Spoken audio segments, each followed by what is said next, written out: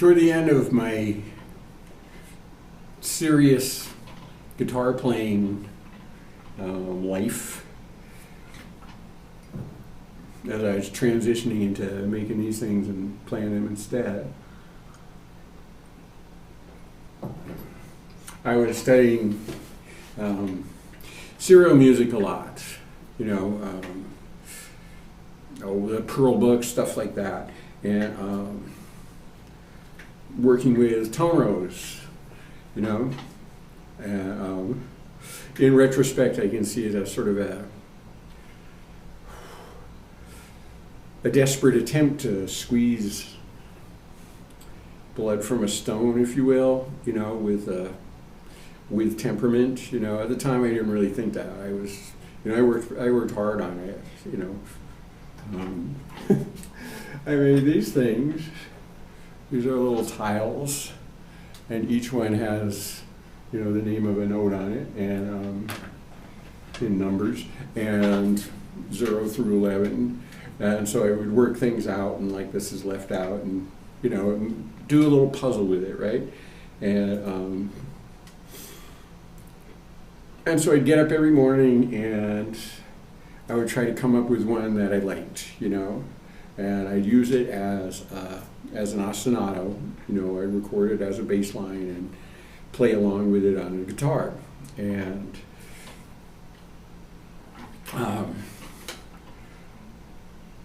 yeah, it was instructive. Tone rows are really hard to play on a guitar. Well, if you tune everything in major thirds and you use your 4 fingers, they're not that hard, but they're still kind of awkward, And in a standard tuning, they're really awkward. And I kind of wanted to stay in standard tuning because from years of playing with the fretboard and the tuning the way they were, I didn't have to think about where I was going. I knew exactly what this would sound like on this string and like that, just had this, didn't have just, the familiarity of it. So if I used other tunings, I sort of lost that advantage that I had.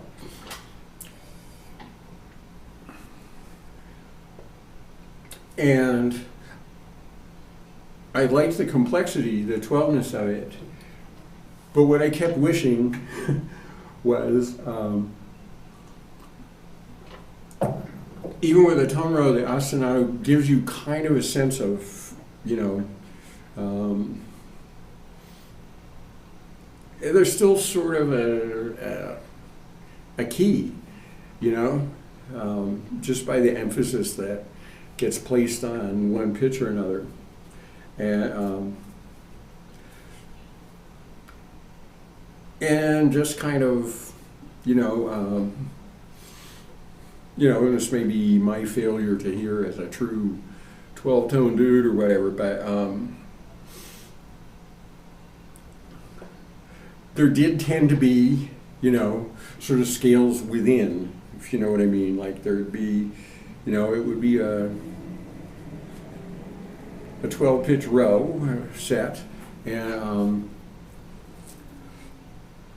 but in there would sort of evolve a kind of tonic and key, and so say that this row would tend to sort of end up being in D flat minor or something like that. Just in a way, it would sort of horizontalize itself, and especially with a repetition. And the thing I kept wishing was that, just say, for instance,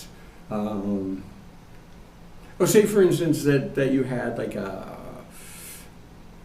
you'd end up with kind of a primary, and this is really non-specific, you'd end up with kind of a primary key in there, and that primary key, if you were improvising against this, ostinato, the tone row ostinato, you kind of end up with there's a sort of a pentatonic sense, and there's sort of a diatonic sense that kind of comes out of these, and they're temporary. The cool thing that I found about like playing with tone row ostinatos is like you can just modulate as much as you want in them. You know, you still end up, I mean, I'm more interested in that anyway. I don't want to play something that aspires to sounding completely abstract. I want to play something that sounds to me like music. So there would always kind of, you know, there'd always end up being sort of these diatonic senses of things, you know, or pentatonic ones, you know, or even whole tone ones. They'd be temporary.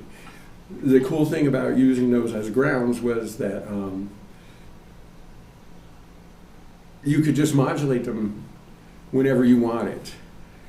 So you would have, you know, they weren't like, oh, say you did one that was 5 minutes long. It wasn't like 5 minutes of it was, you know, D flat Dorian or, you know, you know, A Locrian or something like that. They didn't do that, but each phrase by itself would have that in it, and you could slip around in them, and that was really cool. The kind of uncool thing about it was that you have these 5 other pitches to use in there. Say you had kind of ended up with a semi-diatonic sense in something, you have these other pitches. The problem with it was that you didn't want those to be equal tempered half steps, you know? They become leading tones. Depending on what you're doing, like they're shifting, you know, you want a leading tone to this, and, you know, I don't particularly like the half-step leading tone. I like a much smaller leading tone. And, like, you know, and you want leading tones for your thirds as well, so they can kind of get some, you know, it's sort of what they do in Indian music, you know, like with all those bent notes and stuff like that, is that you lead into things, and it gives it this kind of sensibility, sensuousness, whatever you want to call it. And yeah, with a fretted thing like a guitar, yes, you can bend, and you can kind of only bend up, which is too bad, you know. But yeah, you can bend down too. Yeah, you can. You know, it's a little harder, but yes, you can do that. But still, the thing that ended up really frustrating me about it was that, say you have your set of 12, and then you end up with this subset, which is kind of, you know, what I'd call a kind of diatonic prejudice within that set of 12. What would be the accidentals of that key? Like, you don't want those to be equal tempered, you know? And anyway, I found that really frustrating, because you would develop this sort of diatonic sense of what was going on, and then you'd sort of want to like play with it, but those leading tones were tempered half steps. Like, they kind of ruin it. They kind of take the coolness out of it. And there's no reason not to have a lot of tones. But I started thinking at that point that what was really frustrating me wasn't so much the difficulty of playing the tone rows, it was the difficulty of dealing with the tempered nature of them. Was that always kind of pulled it into this like, kind of, you know, meh kind of thing, you know, because they establish themselves too strongly. They don't sound really like a leading tone. They sound like you've changed key or whatever in it. And I did work really hard on this. Like, you know, I put in hours a day, like, working on this. And I don't think I kept anything from then, but But, you know, that was what I was thinking about at the time. You know, I still had one foot, and that was sort of my last foothold in what I consider now the conventional world of music. You know, I still wanted to have a guitar band and, you know, play music within the context of the equal temperament. And like I said, in retrospect, it was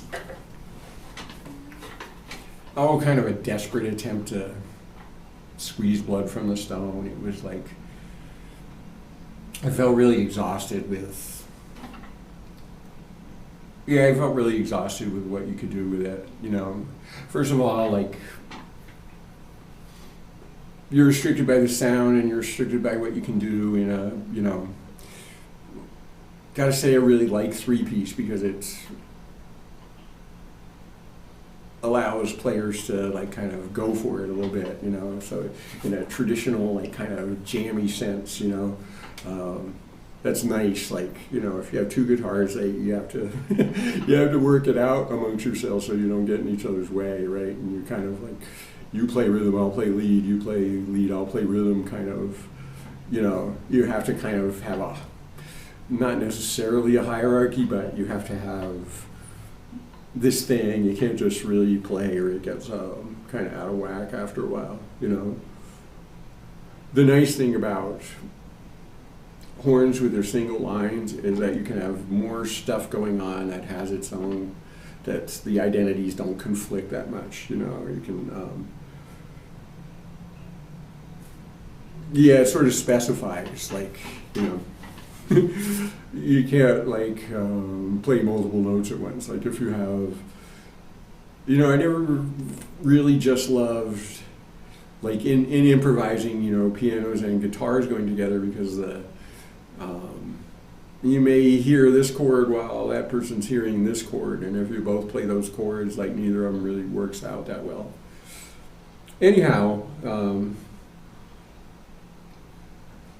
that was kind of my last thing. You know, I was frustrated by that quite a lot. At the time, I thought I was really trying to do kind of a 12-tone thing, but I don't really think I was. I think, you know, what I didn't like about it was that the extra tones were so even and so specific to themselves, you know. So I don't think I really got it, you know. Man, jets are loud. So I was frustrated with that, and I was frustrated sonically with the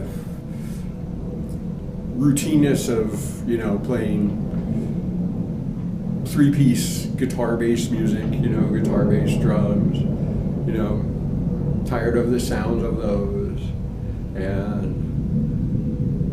And I didn't realize it at the time, but you know, not till a couple of years later I realized how frustrated I was with the 4/4.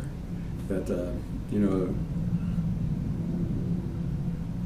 yeah, the phrases are just kind of like, you know, it's sort of hard after several hundred years to come up with a whole lot of new stuff you can do with phrases,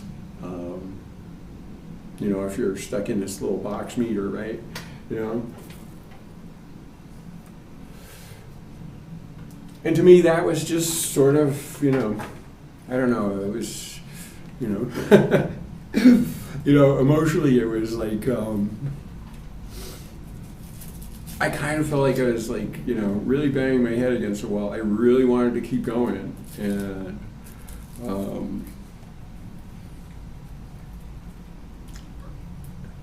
in the sense of my own humility, my tendency was always to think, well, you're just not good enough.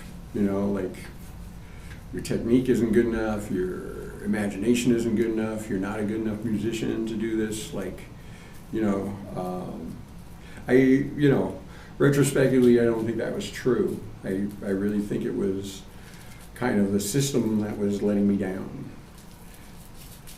You know, And not letting me down, just kind of trying to keep me in, it's like being stuck in a yard, right? It's like you see a dog in a yard and it just runs around the corners of them sometimes. Some dogs, like, yeah, they're born to explore. And I remember we had a dog when we were a kid. We ended up giving her away to a farmer so she could run, and she just went crazy in our suburban backyard. Sometimes she just runs circles, just poor frustrated dog, and that's what I felt like, just like, boy, can't you just go over there? And I was like, you could get over there, it was just really difficult. And yeah, much difference without the fence around you.